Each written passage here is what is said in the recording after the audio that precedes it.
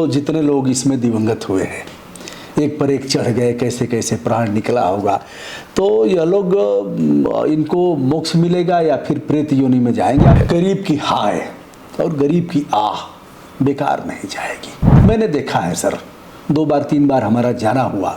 Sir पर गट्ठर, पीठ पर गट्ठर, पैर में चप्पल नहीं, कड़कड़ाती हुई ठंड, माताओं और तमाम ऐसे लोगों का आना दूसरे दूसरे प्रदेशों से। उधर रास्ता रोक दिया गया, वीआईपी जा रहा है, वीआईपी अभी हवाई अड्डे पर हुजूर उतरे हैं और इधर बैरिकेटिंग लगा दी गई। क्या यह नहीं लगता है कि गरीबों की आह? हमारे शंकराचार्य जी का भी दायित्व तो बनता है।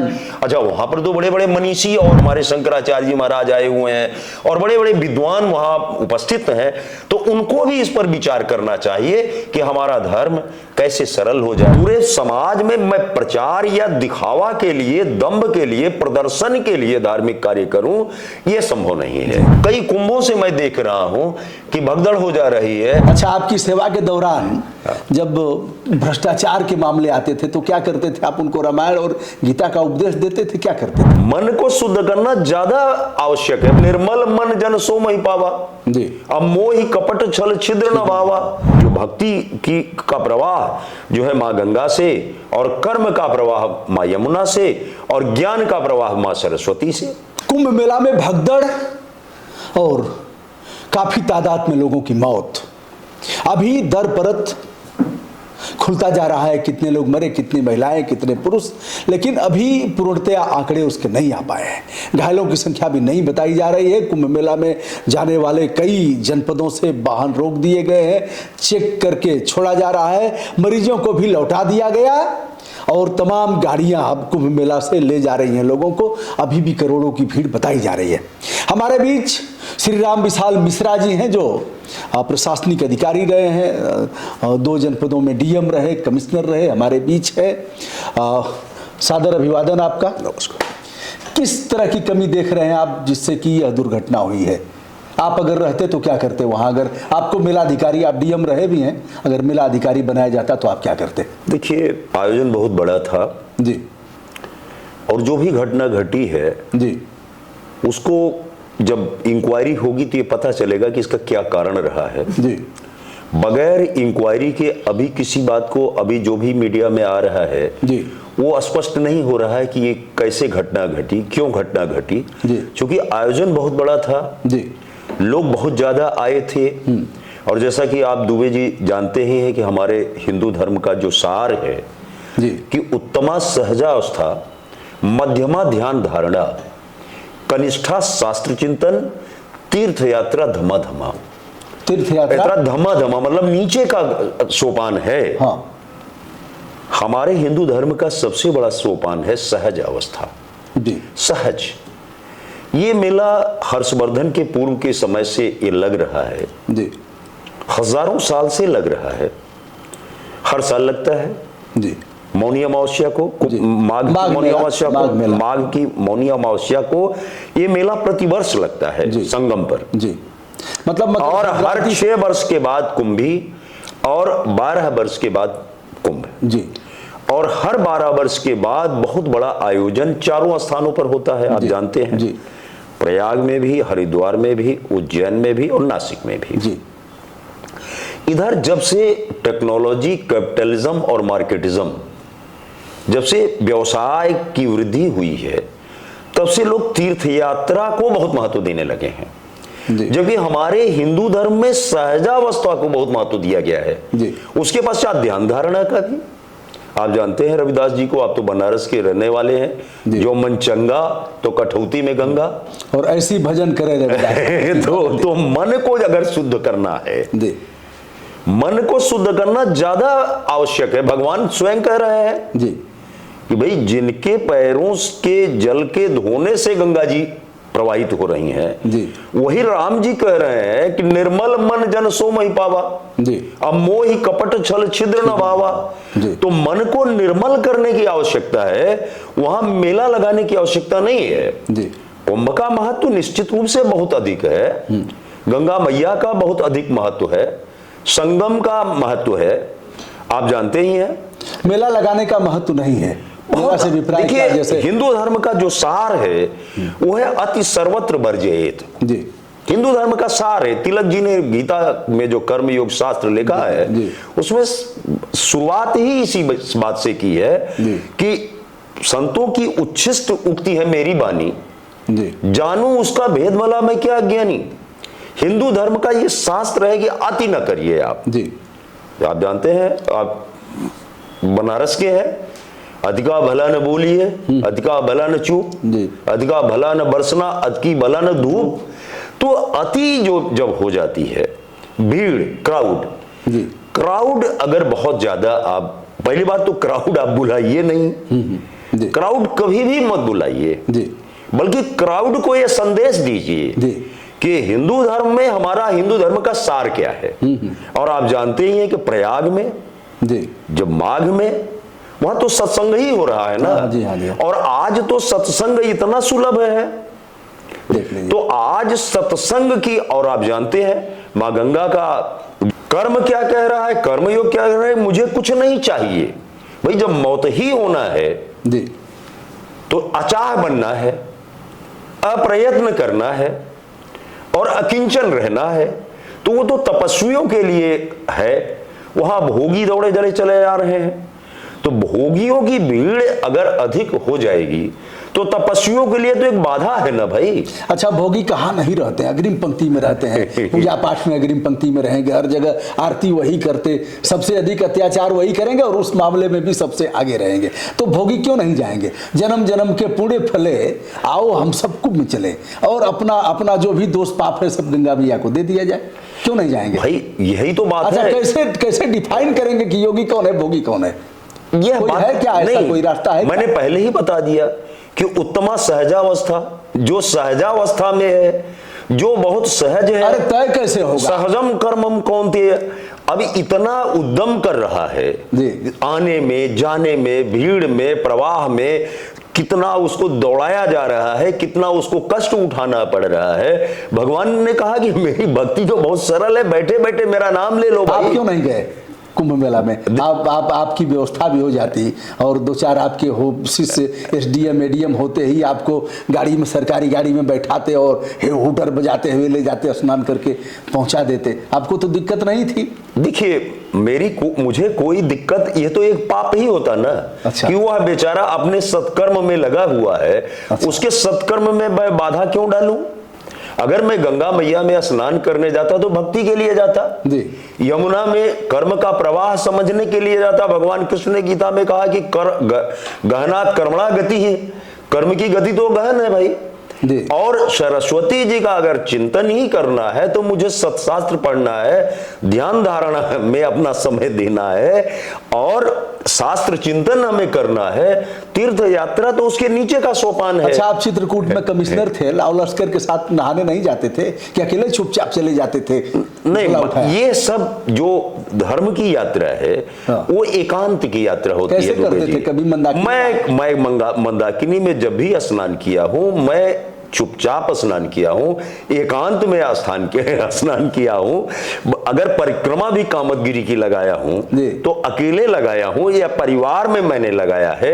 मैंने उसका, आप कैसे कमिश्नर आवास से कैसे निकल गए? और कमिश्नर आवास से अगर मुझे कोई कार्य है, मान लिया मैंने तहसील दिवस लगाया या कोई मीटिंग है, करवी मैं गया हुआ हूं या चित्रकूट में कोई आयोजन है, तो मैं उसमें अपना समय निकाल करके अपना धार्मिक कार्य मैं करता था। लेकिन उसका वो मैं किसी से बताता नहीं था। अरे आपका गनर कहेगा साहब कहाँ जा रहे हैं कल, हमारी नहीं, गनर मेरे साथ रहेगा। हाँ। तो इसका ये मतलब थोड़ी है कि हम पूरे समाज को बताने लगे कि हम जा रहे हैं। अरे मान लिया गाड़ी में ड्राइवर मुझे ले गया, गनर ले गया या अर्दली ले गया, यही चार तो रहेंगे, या मेरी पत्नी रहेगी, बच्चे रहेंगे। अब पूरे समाज में मैं प्रचार या दिखावा के लिए, दंभ के लिए, प्रदर्शन के लिए धार्मिक कार्य करूं, यह संभव नहीं है, क्योंकि सहजावस्था ये नहीं, यह नहीं करते थे। सहजम कर्मम कौन्तेय के लिए भगवान ने कहा है। गाजीपुर में तो अकेले आप डीडीसी थे, उठते थे चले जाते थे गंगा जी नहा। यह सहजा अवस्था है। धर्म हमेशा सहज होना चाहिए, सरल होना चाहिए। तीर्थ यात्रा केवल भगवान के लिए किया जाना चाहिए। लोग हमको देखें, लोग हमको धर्मात्मा माने, तो ये रजोगुणी धर्म हुआ, तमोगुणी हुआ। और जैसा कि आप जानते हैं, भगवान ने स्वयं गीता में कहा कि अधोगच्छन्ति तामसा, तमोगुणी कार्य जो है से हमें नरक ही प्राप्त होगा, भले ही लोग हमको धर्मात्मा समझें। हमें अपने मन को, मन न रंगाए जोगी कपड़ा, तो मन को रंगाइए ना। किस जोगी को कह रहे हैं? नहीं, जो किस जोगी को कह रहे हैं? मैं अपने को ही कह रहा हूं कि नहीं, मैं अपने को ही कह रहा हूं कि पहले हमको मन को शुद्ध करना है, बाह्य वातावरण को नहीं शुद्ध करना है। और कुंभ, रही बात कुंभ की, वो तपस्वियों की, साधुओं की, जो त्यागी गण है, जो बेचारे वहां जो गरीब, कमजोर, अपाहिज, दुखी, उनको कुछ देने के लिए, दान धर्म के लिए, यज्ञ के लिए, तप के लिए, कल्पवास के लिए लोग जाया करते हैं, उनमें मैं विघ्न क्यों डालने जाऊं? उनमें मुझे विघ्न डालने की कोई रुचि नहीं है। और आपने स्वयं कहा है कि भाई मत जाइए, इस समय भीड़ बहुत है। तो अच्छा, हमारा वीडियो आपने देखा था? हाँ, मैंने देखा था, और आप उससे मैं प्रभावित भी हुआ कि आप सही कह रहे हैं कि भाई इतना सहजावस्था को मत बिगाड़िए। सरल मार्ग में हमारा हिंदू धर्म है, सरल मार्ग से ही जब भगवान मिल जा रहे हैं। और भगवान ने सदैव कहा है कि मैं कठिनाई से नहीं मिलता, मैं बहुत सरलता से मिलता हूं, मैं तो तुम्हारे हृदय में ही हूं। जब भगवान हृदय में ही है, हमारे सबसे पास ही है, उन्हीं का मैं अंश हूं। अगर तरंग जो है जल को ढूंढने जाए, तो जल से ही जब तरंग है, मैं स्वयं ही भगवान से हूं। साइंस के स्टूडेंट रहे हैं? अब मैं विज्ञान का स्टूडेंट रहा। विज्ञान का रहे हैं। अच्छा, तो नहीं गए इसलिए कि सहज रूप में भगवान तो हमारे भीतर ही है, और हम उस भीड़ में क्यों जाएं? जब हृदय में ही प्रभु निवास कर रहे हैं और सब में प्रभु निवास कर रहे हैं, वासुदेवा सर्वम है, तो वह कण बताइए, वह क्षण बताइए जहां भगवान नहीं है। फिर अमृत की बूंदें कैसे मिलेंगी जो देवासुर संग्राम में निकली थी, वहां से कैसे मिल पाएंगे? मैंने पहले ही आपको तो चारों जगह जाना पड़ेगा। मैंने पहले ही बता दिया कि आत्मा जहां है वहीं पर जब परमात्मा है, तो हमें तो सबसे पहले अपने आत्मा को देखना चाहिए। हमें पहले इंट्रोवर्ट होना है, अंतर्मुखी होकर के। समझाए चुके औरों को बहुत, अब अपने को समझाओ। अंतर्मुख होकर के बाद अपने को समझाना, अंतर्मुख होकर मन ही मन सिए रघुवर के गुण गाओ। तो जब मन ही मन सिए रघुवर के गुण गाना है, अच्छा, तो चाहे गंगा मैया के किनारे गाइए, चाहे यहां बैठ के गाइए, चाहे घर में गाइए, चाहे जहां गाइए, राम ही राम तो करेंगे आप। अच्छा, आपकी सेवा के दौरान जब भ्रष्टाचार के मामले आते थे तो क्या करते थे आप? उनको रामायण और गीता का उपदेश देते थे, क्या करते थे? देखिए, भ्रष्टाचार क्या है? भ्रष्ट आचरण। हाँ, भ्रष्ट आचरण माने, आचरण माने कर्तव्य। हाँ, भ्रष्ट कर्तव्य जी। तो कर्तव्य का ही तो उद्घोष भगवान कृष्ण ने किया है। मतलब उनके साथ क्या करते थे? भाई, भगवान राम ने कहा जी, क्या कहा कि परहित सरिस धर्म नहीं भाई, अरे पर पीड़ा सम नहीं अधमाई। हाँ। तो अगर पर पीड़ा ही पाप है जी, तो भाई रामायण तो आपको बताना ही पड़ेगा कि पर पीड़ा मत करो। तो करो ही मोह बस अघनाना, स्वार्थ रत परलोक नसाना। अगर आप मोह बस पाप करेंगे, नर शरीर दर्जे पर पीड़ा, करही जसहि महाबो वीरा। नर शरीर धर करके जो छल बल कर रहा है, जो दूसरे को पीड़ा पहुंचा रहा है, जो दूसरे के साथ धोखाधड़ी कर रहा है, उसी के लिए तो राम जी कह रहे हैं, जिनसे गंगा जी प्रवाहित हो रही है कि काल रूप तिन कह मैं भ्रता, शुभ अरु अशुभ कर्म फल दाता। भगवान कर्म फल देने वाले हैं ना, शुभ और अशुभ। तो आप भ्रष्ट आचरण को रोकने के लिए और आप यह बताइए, क्या सभी भ्रष्ट आचरण को आप दंडित कर पाते हैं? नहीं कर पाते तो हैं। क्या जहां आप दंडित नहीं करते हैं वहां भी ईश्वर दंडित करता है, क्योंकि हमारे हिंदू धर्म का शास्त्र का सार है कि अवश्यमेव भोक्तव्यम कृत कर्म शुभाशुभम। कृत कर्मम शुभाशुभम। शुभ और अशुभ कर्मों का फल तो आना ही आना तो है। क्या आप छोड़ देते थे कि हे भगवान, यह जैसा कर रहा है हमारा एडीएम एसडीएम, हे भगवान आप दंड दीजिएगा, हम कुछ नहीं? क्या यह पलायनवादी सोच नहीं है?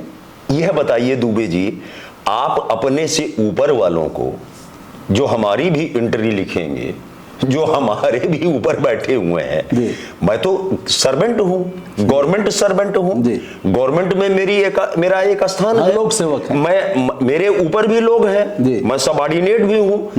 मैं उनके कर्तव्यों को कैसे देख सकता हूं? मैं कैसे उनको दंडित कर सकता हूं? सही ही तो सकता हूं। सहनशीलता सहनशीलता सहनशीलता, तितिक्षुष्व भारत। भगवान कृष्ण कहते हैं सहना ही है। गृहस्थ एक तपोवन है जिसमें संयम, सेवा और सहिष्णुता की साधना करनी पड़ती है। यहां पर सहिष्णुता की अगर साधना नहीं करेंगे आप, तो क्या सबको दंड ही देंगे? दंड जो है, साम दाम दंड, वेद में दंड एक नीति है। मुख्य तो साम है, बताए लोग शांति स्थापित करिए। लोग बताते थे कि काम पूरा लेते थे, सब काम करवा देते थे, कोई काम पेंडिंग नहीं रहता था, और एक चपरासी को भी दंडित नहीं किए, और काम आप पूरा करवा दीजिए। इतना फैसला किए, दंडित किसी को नहीं। देखिए, दंडित मैंने पहले ही कहा कि साम दाम दंड अरुदंड विभेदा, नृप उर बसहि नाथ कह बेदा, नीत धर्म के चरण सुहाए, यह जी जान नाथ पही आए। अंगद जी महाराज कह रहे हैं। तो मतलब साम, शांति, सद्भावना, मैत्री, सामूहिक लोगों का योगदान लेकर के आप ज्यादा कार्य करेंगे। दाम से क्या अभिप्राय होता है? साम दाम, दाम का मतलब है दान देना। सरकार जो है, दाम है, दाम है, दाम माने अर्थ नहीं, दाम का मतलब होता है अर्थ, अच्छा, धन। लोगों को देना पड़ता है भाई। सैलरी आप देंगे तब तो वो काम करेगा। आप उसको, अब जैसे भगदड़ मची, आप बताए लोग मरे, अब उसका परिवार अनाथ हो गया, तो उसके परिवार को कुछ सरकार देगी ताकि उसको कुछ सांत्वना मिले, समाज उसको कुछ देगा। अच्छा, लोग और यह दायित्व है कि हमने रक्षा नहीं किया इसलिए हम यह कर रहे हैं। नहीं, रक्षा करते हुए भी, हमारे सारे कर्तव्यों को करते हुए भी, कोई जरूरी नहीं है कि जो हम चाह रहे हैं वही फल आवे। तो इसलिए दान तो देना ही पड़ेगा। और आप संगम की बात कर रहे हैं, वहां तो दान का ही प्रवाह हो रहा है। एक छोटा से छोटा आदमी भी, गरीब से गरीब आदमी कम से कम एक मुट्ठी चावल दे तो रहा है, किसी ने किसी को बांट तो रहा है। आपकी सारी योजनाएं सरकार की तो एक किनारे है ही। एक गरीब से गरीब, कमजोर से कमजोर आदमी भी हर व्यक्ति को कुछ ना कुछ दे रहा है। तो भगवान गीता में आपने कर्म की बात करते हैं, सदैव आप कर्म की बात करते हैं। तो कर्म का मतलब यह है कि यज्ञ, तप और दान, उसमें कुछ दिया जाता है। यज्ञ में भी दिया जाता है और दान में भी दिया जाता है। तो दान का मतलब, दाम का यहां मतलब दान है। और दंड जो है तीसरे नंबर पे आता है कि जब पहले आपने उसको समझाया, नहीं मान रहा है, तो छोटा छोटा दंड, चेतावनी, फिर थोड़ा दंड, फिर बृहद दंड भी अगर आपके उसमें है, नहीं तो ऊपर आप भेजिए। अगर परमात्मा उससे नाराज होगा तो दंडित होगा, नहीं नाराज होगा तो आप जानते हैं कितने क्रिमिनल छूट करके घूम रहे हैं और समाज में अव्यवस्था फैलाए हुए हैं।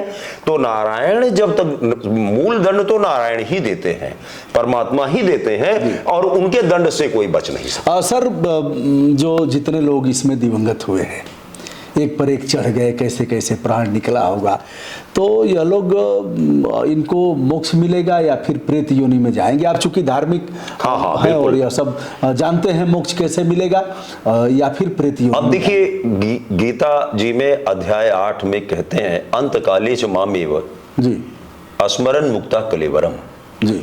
अगर मुझे याद करके किसी का शरीर निकल रहा है, जाहिर सी बात है जी, गंगा मैया किनारे हैं जी, वह भगवान के लिए स्नान करने गया है जी, उसके ऊपर विपत्ति आई है जी, तो निश्चित रूप से वो भगवान को तो याद करेगा ही। और भगवान को अगर याद कर रहा है और उसमें उसका शरीर निकल रहा है, तो निश्चित रूप से उसको भगवत प्राप्ति तो होगी जी। और लेकिन हमारे और आपके लिए तो निश्चित रूप से एक चिंतनीय विषय है जी। कि हम व्यवस्था नहीं दे पाए जी। या परमात्मा हमसे संतुष्ट नहीं हुआ या हमसे जो गलतियां हुई, तो अब जो इंक्वायरी होगी, जो जांच होगी कि उसमें जो दोषी लोग पाए जाएंगे उनके खिलाफ कार्रवाई होगी और भविष्य के लिए भी इस तरीके की भगदड़ ना हो। कई कुंभों से मैं देख रहा हूं कि भगदड़ हो जा रही है, जहां भी भीड़ जुट जा रही है, लोग मर जा रहे हैं। तो प्रशासन की व्यवस्था को चुस्त दुरुस्त रखना पड़ेगा और उसके लिए कार्य करना पड़ेगा और ये बताना भी पड़ेगा। और धर्मशास्त्रियों का भी देखिए दायित्व है कि वह भी इसको थोड़ा सा अब बढ़ाएं। हमारी आबादी बढ़ गई है नहीं भाई, अगर 606 ईस्वी में जब आबादी भारत की बहुत कम रही होगी, आवागमन के साधन बहुत कम रहे होंगे, तो संगम पर मेला बहुत अच्छा लग जाता रहा होगा। आज बहुत ज्यादा भीड़ है, तो आज उसमें आप क्यों नहीं मौनी अमावस्या में भी व्याख्या कर दीजिए। धर्मशास्त्री हमारे शंकराचार्यों जी का भी दायित्व बनता है। अच्छा, वहां पर तो बड़े बड़े मनीषी और बड़े प्राज्ञ और ऋषि पुरी के शंकराचार्य जी महाराज आए हुए हैं और हमारे शंकराचार्य जी महाराज आए हुए हैं और बड़े बड़े विद्वान वहां उपस्थित हैं। तो उनको भी इस पर विचार करना चाहिए कि हमारा धर्म कैसे सरल हो जाए। उसको कुंभ को कम भीड़ होने के लिए कई स्थान भी कर सकते हैं, जैसे मकर संक्रांति ही है, तो मकर संक्रांति में अगर प्रयाग में लगता है तो गंगा सागर में भी लगता है, तो भीड़ कुछ हमारी कम हो जाती है। यह भी तो हो सकता है, जैसे एक चीज कि क्या हमारे सरोवर में, क्या हमारे कुएं में गंगा जी का नाम लेकर के और आस्था के साथ यदि स्मरण करके हर हर गंगे करके नहाया जाए तो वह फल मिलेगा कि नहीं मिलेगा? क्यों नहीं मिलेगा भाई, ये बताइए आप। आज तो विज्ञान का युग है, आप जानते ही हैं जी कि समुद्र का जल ही बरसात के रूप में सूर्य भगवान और पवन देवता के द्वारा आपको बरसात में गिरा दिया जाता है। वही जल संचित होकर के कुएं में आता है, तालाब में आता है और यही गंगा जी का जल प्रवाहित होकर के समुद्र में जाता है। तो बूंद समाड़ी समुद्र में, तो ये वही हमारी आत्मा और परमात्मा का खेल है। बड़े बड़े बाबा लोग, तो आप ये बताइए, यही नहीं, यही तो मैं आपसे कह रहा हूं कि अब व्यवसायिक का जो व्यवसाय हो गया है, जो मार्केटिंग हो रही है, इसको रोकने के बजाय उसको सहज करिए ना, धर्म को सहज करिए। और धर्मशास्त्री बताएं कि जो गंगा जी यहां है वही समुद्र में भी है और वही जल पवन देवता के द्वारा और सूर्य भगवान के द्वारा, भाई सूर्य भगवान भी तो है, राम भी तो भानुकुल भानु ही है। बिल्कुल, बिल्कुल। तो वो जब हमारे हर जगह है तो भाई हर जगह गंगा जल ही है। और आप जानते ही हर हिंदू जहां भी स्नान करता है हर हर गंगे करता है, शिव जी का भी नाम लेता है, जिनकी जटाओं में गंगा जी है, और गंगा जी का भी लेता है, सूर्य भगवान को जल देता है, अर्पित करता है, राम राम करता है। तो भाई भगवान से ही जोड़ करके तो स्नान की महिमा है। तो भगवान कण कण में है, क्षण क्षण में है, निर्गुण में भी है, सगुण में भी है। तो इतना कठिन यात्रा, जो कठिन धर्म आपने किया है, इसके कारण परेशानी होती है। आप जाएंगे कि नहीं? आप देखिए सहजावस्था में जाएंगे। सहजावस्था देखिए, अभी कहां सहजावस्था, अभी तो विपत्ति आई है जी। अभी तो इस विपत्ति को हल किया जाए। जो लोगों को संकट आया है, हर व्यक्ति इसमें दुखी है और चर्चा है उसकी, फिर भी हमारे जो उत्साही गण हैं आज स्नान किए हैं, हर जगह स्नान किए हैं। आज तो सभी जगह सवेरे से कहा जा रहा है कि यमुना जी को पाइए, यमुना भी जी में नहा लीजिए, गंगा जी को पाइए, गंगा जी में नहा लीजिए, हर जगह गंगा मैया है। तो आप जो बात बाद में कह रहे हैं, यही बात पहले भी कहिए। आप नासिक में भी तो यही कहते हैं। नासिक में अगर गोदावरी जी हैं, वहां भी भगवान से ही जोड़ करके आप करते हैं। उज्जैन में भी आप भगवान को ही जोड़ करके करते हैं, हरिद्वार में भी भगवान को ही जोड़ करके करते हैं। तो जब भगवान से ही, और असली यात्रा तो आत्मा और परमात्मा की ही है, तो तो सहजावस्था की तरफ जाइए, ध्यान धारणा की तरफ जाइए, शास्त्र चिंतन पर जाइए, सत्संग पर जाइए, बजाय इसके केवल तीर्थ यात्रा। तीर्थ यात्रा तो भाई धनवानों की चीज है, गरीबों की चीज तो नहीं है। गरीब आदमी, मजदूर आदमी, किसान आदमी, उसके पास तो समय भी नहीं है। एक एक पैसे के लिए वो कितना परिश्रम करता है, ऐसे पैसा गंवा देगा तो बेचारा कहां पाएगा। हाँ, लेकिन प्रशासन आदिकाल से आज तक उसकी थोड़ी मदद करता है, उसको फैसिलिटेट करता है, उसको लाइट देता है, उसको रास्ता देता है, उसको जल देता है, उसको प्रसाधन का साधन देता है, उसको दवाइयाँ देता है। इसके लिए प्रशासन की वह तारीफ भी करता है और कहता है आयोजन बहुत अच्छा था। वैसे भी मूल रूप से वो सहिष्णु है, जो आपने कहा सहते जाइए, सहना ही हमारा धर्म है और हिंदू धर्म के लिए सहिष्णुता ही बहुत बड़ी चीज है। गरीब की हाय और गरीब की आह बेकार नहीं जाएगी। मैंने देखा है सर, 2 बार 3 बार हमारा जाना हुआ, सर पर गट्ठर, पीठ पर गट्ठर, पैर में चप्पल नहीं, कड़कड़ाती हुई ठंड, माताओं और तमाम ऐसे लोगों का आना दूसरे दूसरे प्रदेशों से। उधर रास्ता रोक दिया गया, वीआईपी जा रहा है, वीआईपी अभी हवाई अड्डे पर हुजूर उतरे हैं और इधर बैरिकेटिंग लगा दी गई। क्या यह नहीं लगता है कि गरीबों की आह? देखिए, भगवान कृष्ण ने अध्याय नंबर 17 और 18 में जी हर जगह पर उन्होंने सतोगुणी ज्ञान, रजोगुणी ज्ञान, तमोगुणी ज्ञान, सतोगुणी श्रद्धा, रजोगुणी श्रद्धा, तमोगुणी श्रद्धा, सतोगुणी दान, रजोगुणी दान, तमोगुणी दान, ये जो त्रिगुणात्मिका माया है, लोग सतोगुणी भी रहेंगे, रजोगुणी भी रहेंगे और तमोगुणी भी रहेंगे।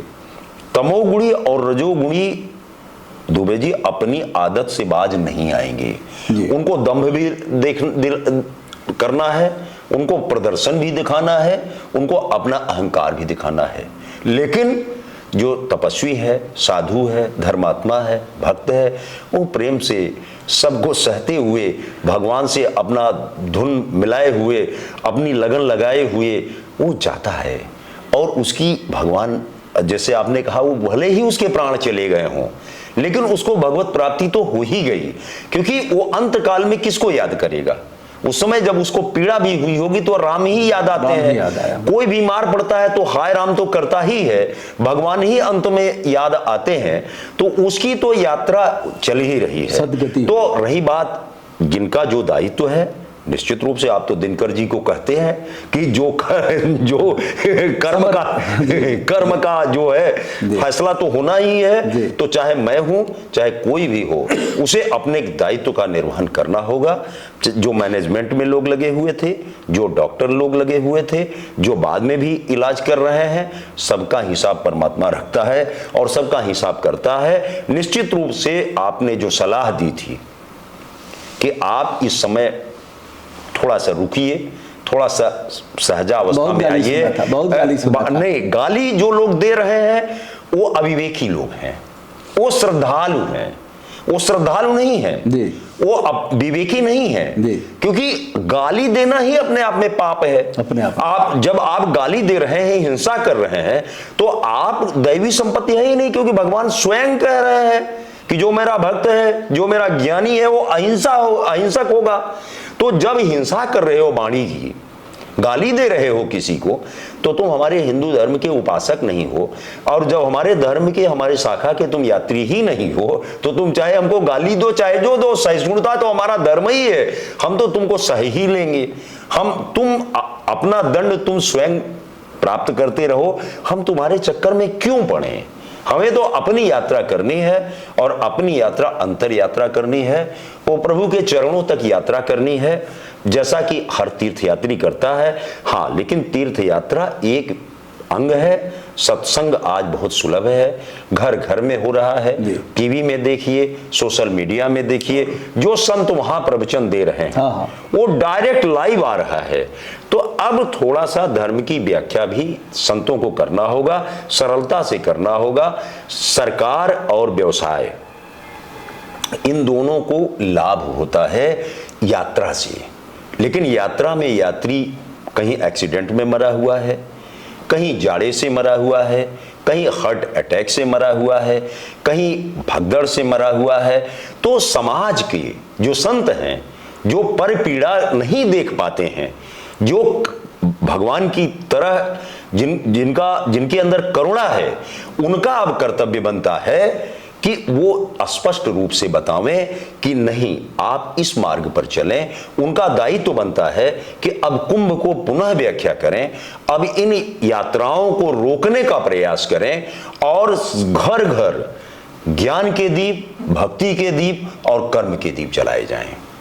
आपने हमें समय दिया और इन विषयों पर बेबाक टिप्पणी की, आपने बताया, और जो घर बैठे हैं उन्हें भी वही लाभ मिलेगा। अपने कुएं पर, अपने तालाब में, अपने नल पर स्नान करें, गंगा मैया का नाम लेकर, गंगा मैया का और भगवान का नाम लें, भगवान शिव का नाम लें, राम का नाम लें, हनुमान जी को याद करें, जो भी आराध्य हैं। क्योंकि जो जल है वो वही समुद्र में जा रहा है, वही समुद्र से पुनः आ रहा है, वो भगवान के द्वारा ही हमको प्राप्त है। और जल भी हमारा देवता है, वो हमको दे रहा है, जल ही जीवन है। तो गंगा मैया का प्रसाद तो हम लोग ले ही रहे हैं। जो अन्न भी खा रहे हैं वो भी आप जानते हैं कहां से कहां आप नहर निकाल करके, गंगा जी से, हरिद्वार से ही आप नहर निकाल रहे हैं, आप जो है नरोरा से निकाल रहे हैं, आप जो है बिजनौर से निकाल रहे हैं, आपके शायदपुर में, चंदौली में, हर जगह, बलिया में, हर जगह आप गंगा जी का जल जो है खेत में ले जा करके आप अन्न पैदा कर रहे हैं। तो जो अन्न भी हम खा रहे हैं वो गंगा मैया की कृपा ही है। और यमुना मैया का कर्म जो है, का जो संदेश है, वो हमको करना ही पड़ता है। बिना कर्म के कुछ भगवान ने स्वयं कहा है। लेकिन मूल बात यही है कि हमको भगवान से जुड़ना है, भगवान के लिए करना है, प्रदर्शन के लिए नहीं करना है कि मैं बहुत धर्मात्मा हूं।